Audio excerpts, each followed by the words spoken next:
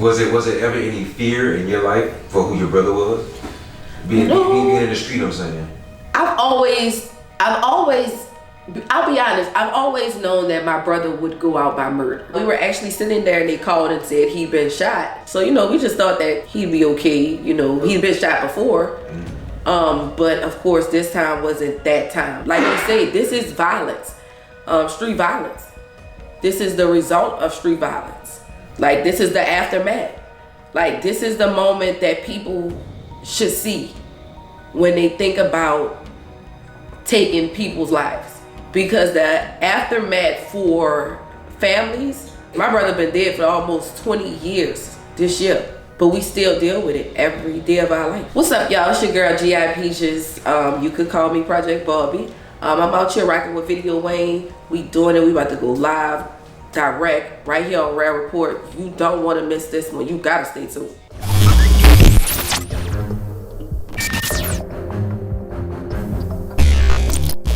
First of all, it's a pleasure to have you. Oh, thank you. Yes, and thanks to my homie Jig. Got a shout out to Jig. So we'll start from scratch. Okay. Where did you grow up at? So I'm from Uptown New Orleans.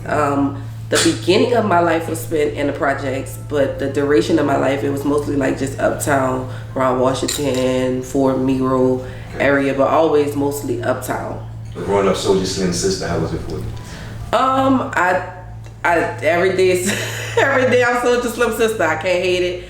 I've grown to love it. I mean, my brother has accomplished a lot of things, so that makes me happy. When he was like in his prime, how old were you about? He was like my brother actually died when I was 15. So people think I'm quite younger than I really am, but I'm really like up in age. But so I know a lot about my brother and spent a lot of time with my brother when he was on the outside of jail, because we really grew up together.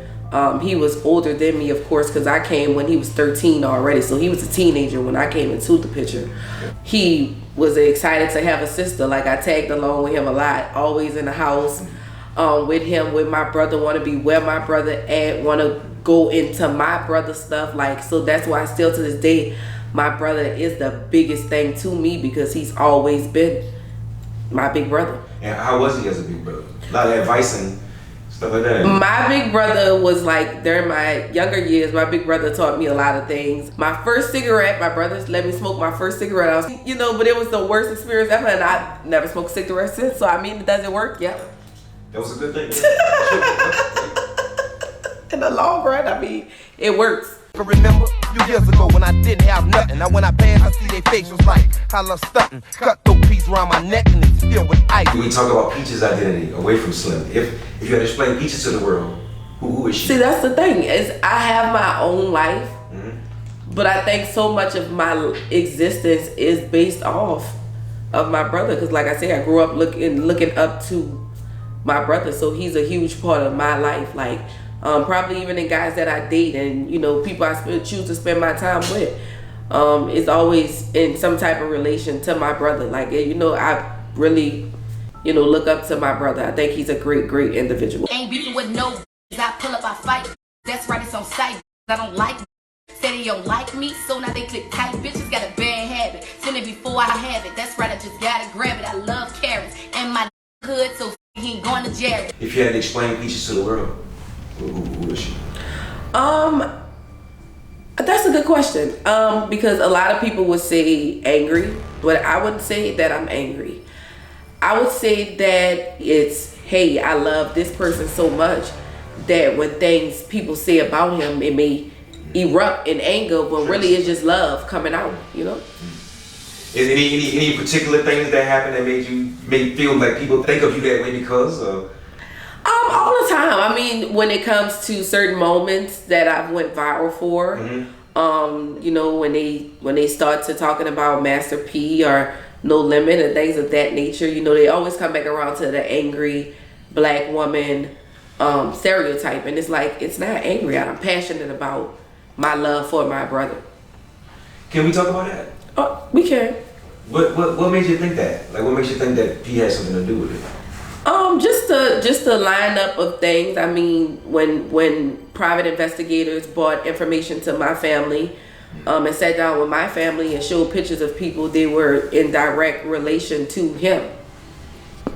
you know. So it's like, you know, they're in direct relation. You know, I don't think that's coincidental, and I don't think it's far-fetched either. My daddy was part of No Limit. I'm a No Limit baby. Like, I remember all this, you know what I'm saying? Like, P and them coming to my auntie and them birthday parties. Like, we had birthday parties and shit that these dudes used to be at and shit, you know what I'm saying? So it's like, I grew up around this, you know what I'm saying? I remember meeting Snoop Dogg young and versus meeting him grown. You know what I'm saying? Like, How old were you at the time? probably like 6. When I talked to Lil Slim, he's, you know, and I see him on other interviews, he's like really convinced, and you know, that P didn't have anything to do with it. What do you think that comes from? We come up in 2 different time frames and households, and you know, I can say that if you've actually had a relationship with my brother, then you feel differently about him than when you hear stories about him. And sometimes things can cloud your judgment when you have to go off of what people tell you, because your relationship isn't as extensive as other people. So your basic childhood is hearsay of who your father is. My childhood is physical attributes, physical conversations, physical moments with my brother that make me feel the way I feel about my brother, you know. And when I speak of Lil Soulja Slim, he loves his father. He loves the work that his dad has done. He looks up to him. He, you know, he wishes that there were moments that they have had together. You know what I'm saying? But that was stolen from him. That was taken from him. The moments that him and his dad could have created.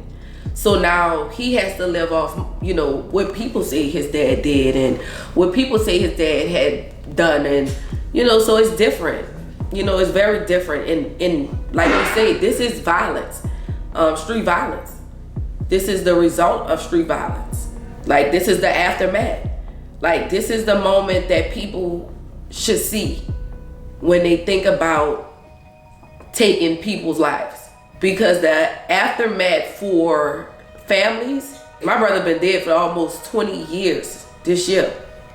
And we still, this year is probably last year was probably the best year that we had. But we still deal with it every day of our life. Every day. How did you get the news?